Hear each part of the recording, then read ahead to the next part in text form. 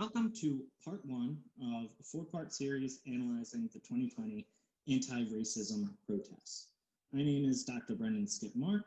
I teach political science at the University of Rhode Island, and this presentation is for the Social Science Institute for Research, Education, and Policy. This first part is going to explore one of the grievances surrounding the protests. So, to start, the 2020 anti-racism protests are the largest social movement in US history. This is something unlike anything we've seen before. Between May 26th and August 22nd, we've seen 7,750 unique demonstrations in all 50 states. This is occurring all over the country. By one estimate, 40% of counties in the US have experienced a protest. And the size of these protests are massive. By our best estimates, in June, the number of protesters had reached somewhere between 15 and 26 million. It's now October. We're still seeing protests, so we've easily eclipsed this 26 million number.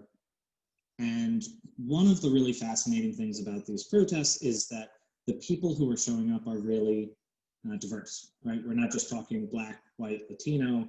We're talking a lot of young people, those under 35, as well as older people. A lot of people from wealthier income brackets. And of those who have been interviewed, about half of the people say this is the first time they've protested. So this is activating a lot of collective action and protest among people in the country who normally would not protest or have not protested before. So, what are the grievances, right? So we're going to confine this to police brutality. There are other grievances, but this is sort of one of the core demands of protesters. So on the left, under the first bullet point, you can see 7 officers with the most substantiated misconduct complaints against them. And one of the first things to note is that each of these officers has a bunch of allegations of police abusing their power, engaging in misconduct, and that these occur in a bunch of separate complaints, right? So this isn't an officer makes a bunch of mistakes once and that's the end of it. These are repeat offenders. These are officers that if we wanted to reduce police brutality, we could identify and probably predict that they are likely to engage in misconduct again. Well, let's look at the types of misconduct they've been accused of: excessive use of force, racist language, racial profiling, covering up their badge and body cameras so they can't be identified when they engage in misconduct. Altogether, these 7 officers have cost New York City taxpayers $2.1 million. Every year, they take home over $1 million in salary collectively. And despite all of these misconduct allegations, and despite them going before the Civilian Review Board, which has recommended suspending or firing them, most of them have not faced any consequences. In fact, a lot of them have been promoted to really high levels within the police department. So the officers with the most misconduct, who we would think of as the bad apples, are the ones who keep getting promoted and then get to make decisions about how other officers interact with communities they police in. So not the best outcome if you care about reducing police brutality. So another thing to think about is that police brutality costs a lot of money, right? We said those 7 officers cost about $2 million collectively. But this graph on the left looks at personal injury claims filed and settled in New York City between 2010 and 2019. And the first thing you'll notice is every year there are 4,000, 5,000 claims filed against police, right? And these settlements cost $56 million, $95 million, $163 million. This is a lot of money. Civil claims filed in 2018 and 2019. There are 1,300 civil lawsuits against the NYPD. In 2019, 1,600 in 2018, and these lawsuits are expensive. $68 million in 2019, $38 million in 2018. And these cover the types of misconduct the types of police abuse of power that should really upset us. Derek Hamilton gets $6.6 million. He spent 2 decades in prison because police fabricated evidence. Carlos Medina was labeled the Bronx rapist. He spent 8 years in prison, even though police had DNA evidence that would have exonerated him at trial. So we are seeing not just a couple of bad apples, right? The 7 officers in the last slide, but we're seeing the level of police abuse of power and misconduct that year in and year out costs tens of millions, $100 million every year. And this money gets put in the budget. It's an item that they expect. Every year, we expect that police are going to have to pay out tens, hundreds of millions of dollars because they are breaking the law, right? They are repressing citizens. So one success of the protests has been that civilian complaints against the NYPD that have been substantiated have been released to the public. This was something that we did not have access to before. Project ProPublica has released a database with these cases that have been substantiated, and between 1985 and 2020, they find that out of 36,000 active duty officers, 4,000 of them have at least one substantiated allegation. So 1 in 9 officers have done something pretty atrocious, right? We're talking about using force, pepper spraying people, beating people with a nightclub, chokeholds. We're talking about threatening to beat people, strip searching people, refusing medical treatment for people who need medicine. We're talking racist, sexist, ableist language. We're talking the types of actions that we associate with bad cops. And 1 in 9 is just the number of substantiated allegations. There are a whole lot of allegations that have not been disproven, but are unsubstantiated. We know that police are protected in a lot of ways, so even at very high levels of protection for police misconduct, we're still seeing a very high level of misconduct. And this isn't unique to New York City. Federal investigations show this is a problem in a lot of police departments around the country. Chicago, Albuquerque, Springfield.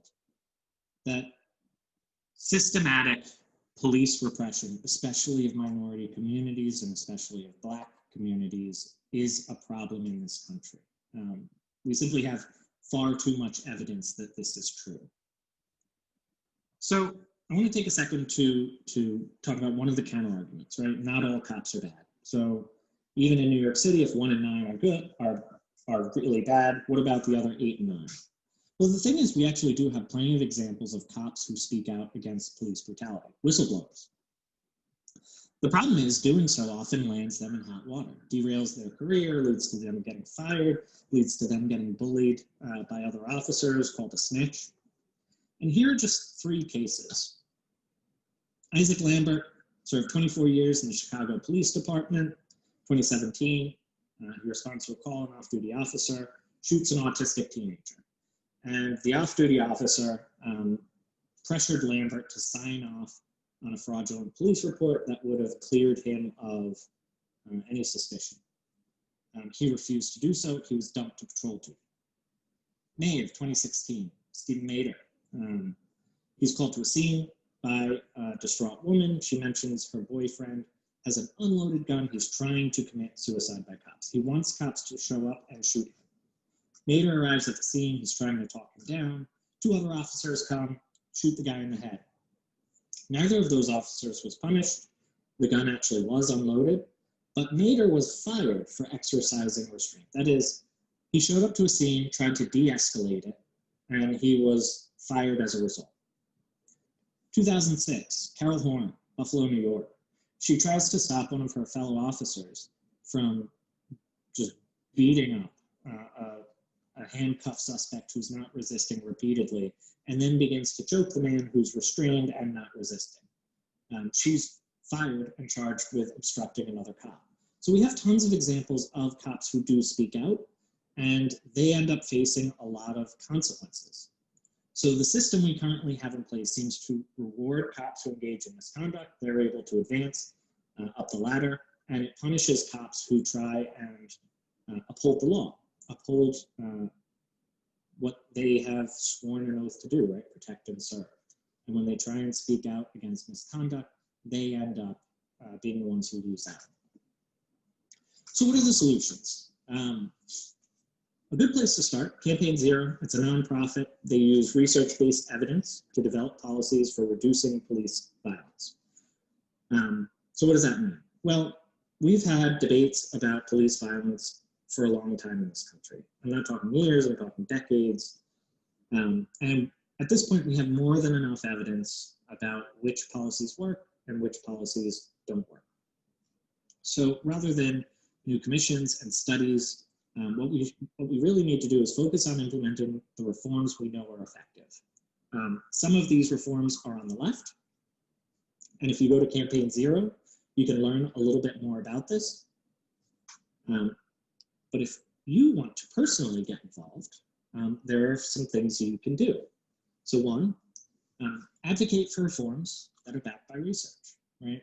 Demilitarize the police, end for-profit policing, promote independent investigations and prosecutions for misconduct that actually have some teeth to them, end broken window policing, renegotiate police union contracts that remove protections from misconduct. Call your representative and electoral candidates. Make it known that you care about racial justice, that your vote is contingent on them addressing racial justice and making it a top priority. Politicians want to stay in power. If you make it clear that the only way they can do that is to address racial injustice, they're more likely to do so. For those candidates who are unwilling to, vote. Your other option is vote for people of color who can self-advocate for racial justice. Vote for those who make racial justice a prominent part of their policy platform. Demand that all education institutions in your community promote diversity among their students, staff, faculty, and curriculum. Call your local schools and colleges. Ask them what they're doing, right? What are they doing to address the racial achievement gap? Education is immensely important here. Are they teaching the history of systemic racism? Are they teaching about the era of lynching? Are they teaching about these issues that help us explain why we still see racism today? Volunteer or donate to organizations that fight racial oppression and for the rights of people of color. Support businesses owned by people of color and boycott those that exploit people of color. This is especially important right now. A lot of businesses are struggling. Speak up in your unions and workplaces to push for greater inclusivity and diversity. Make sure that when your workplace is considering hiring, promotion, that people of color are included in those discussions. All right, part 2 will be the next video up. If you're interested, we're going to be talking about the outside agitators narrative.